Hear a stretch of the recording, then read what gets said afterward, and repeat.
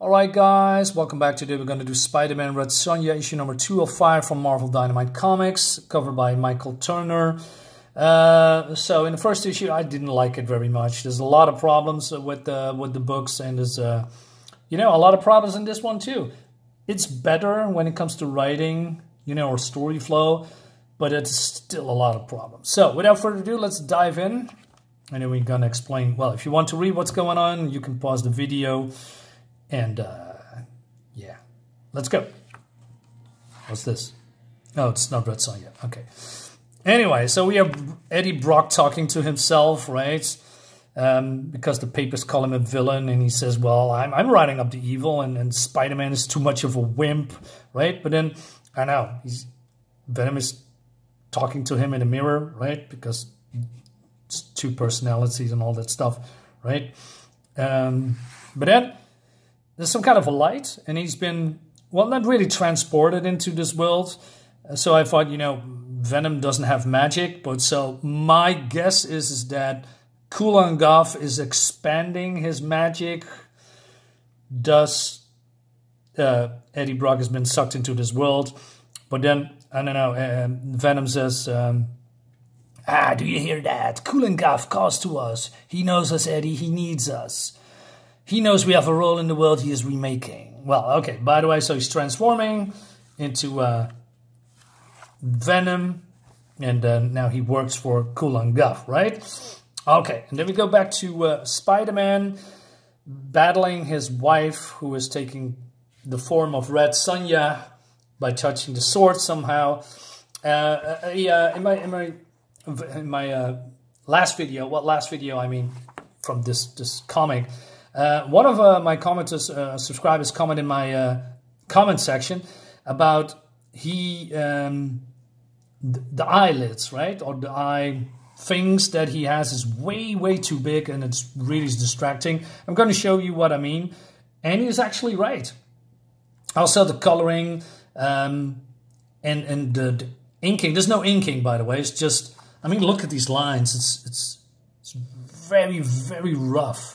Very uneven, as you can see. And if you go to the cover, right, and you see this by Michael Turner, you've seen how clean it looks, right? It has the right proportions. It's almost everything is the same thickness. It's a little bit thicker here, and then it goes a little bit sleeker here, as you can see here also with the legs, with the arms. It has a flow to it.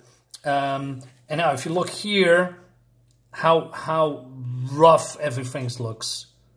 Everything is wobbly, everything is uneven, doesn't look very well. And if you tone it down a little bit with the blackness, you can see the definition, and you can speak, the art speak for itself, unless you have not really good art and you have to, come in and then hide the bad art. The art is not that bad, I must say. It's just that everything else is just bad. So Spider-Man wants to convince Sonja that he is her husband.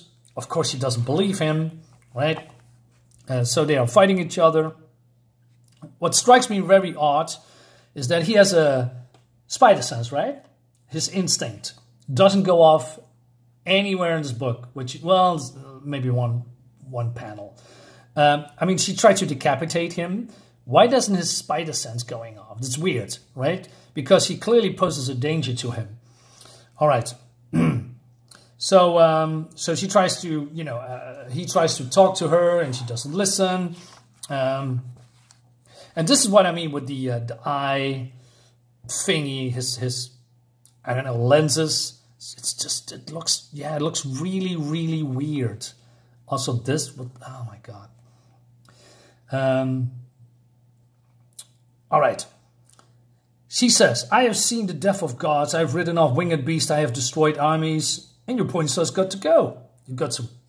Okay, so he's kicked them off the rooftop, but then again, she's just punching him in the face a couple of times, and I don't know, where's your spider sense? Why don't you dodge that, dude?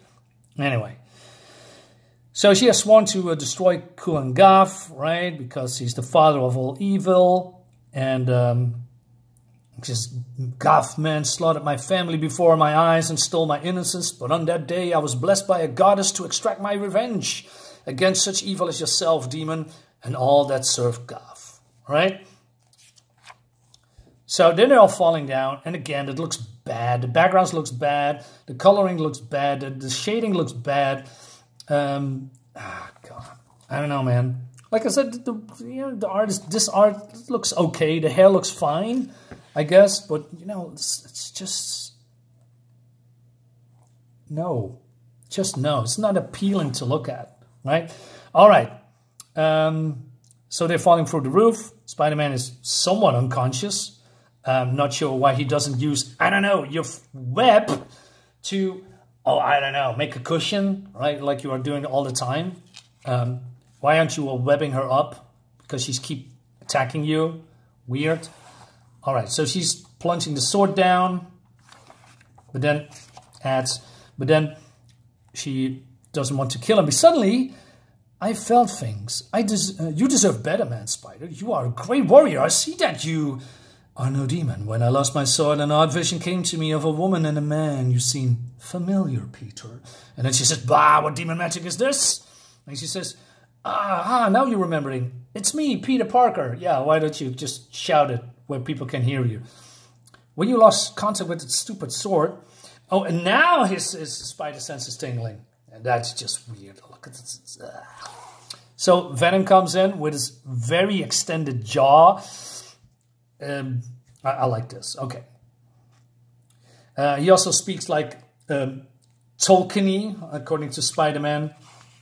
But then he, like I said, this weird extended jaw whole time. I mean, he's not the Violator from the Spawn. It's just it's weird. So meanwhile, Kulan Gath, where Jonah Jameson is it's not a scribe, sorry. I have summoned a great evil in the city, and it pleases me. Well, is it a great evil? I mean, Eddie Brock was, you know, a bad guy for sure. But now they turn him into a good guy in modern comics. I'm not sure why. I like him more better as a bad guy. But a great evil? Nah, that's a little bit over the top. Anyway. So then he commands that all woman with red hair needs to be dyed, you know, to be decapitated and hung for public display because... then he thinks he can, well, if Sonja dies, then she probably can jump to another woman with red hair, you know. Not sure if how that works, but okay. So he says, tell me more of this Venom. It intrigues me, I know more. I need to know more. Okay, so then the Times Square is being attacked by not other than Vermin, Master of Rats. Oh, okay, I like that. You know, so he's riding some giant rat that's spewing fire. We have Robbie Robertson here, here from the Daily Bugle. I like this. So this looks cool, but still. And then he also says, "I want to eat your brains." Now, to be honest, I remember Venom saying that all the time. Did he actually eat someone's brains once upon a time? No, right? He didn't. He never did that. So why are you always saying that if you're not going to do that? I mean, if you are going to do that and you're going to show us that you're going to do that, then, okay, people should be afraid that you're doing that. But now it's just like, Avengers assemble. And, you know, but then I'm going to eat your brains. And then you don't do it. Like some kind of a war cry. It's just stupid. Okay. More fighting. But then... Spider-Man wants to remind Sonja that there's a man beneath that symbiote, right? Eddie Brock. And she says, still your tongue, man, Spidey. We must fight this beast, not talk him to death. All right. More fighting. And then, again, Spider-Man is getting defeated very quickly because, I don't know, he doesn't have any spider sense anymore. And he's lost his agility, his speed, his webbing, right? Okay. So, Venom says, the Lord wants you dead, Spider-Man. Oh, it's fucked. God hated me, but he really tagged me with those claws. All right, so he's been thrown into Central Park, into the swamp. And then Sonja decided to ditch the fight and rescue Spider-Man.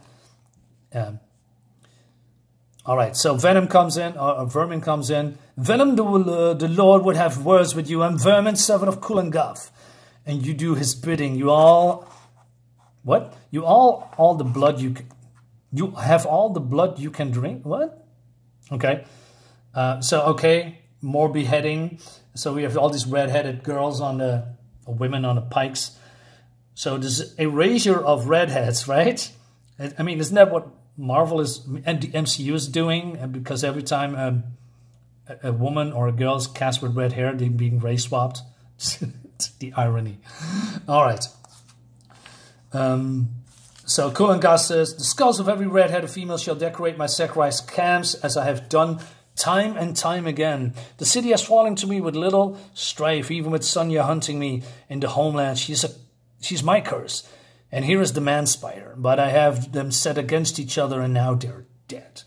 There's no resistance. My camps will be full of sacrifices, and from the flow of the blood shall grow my power.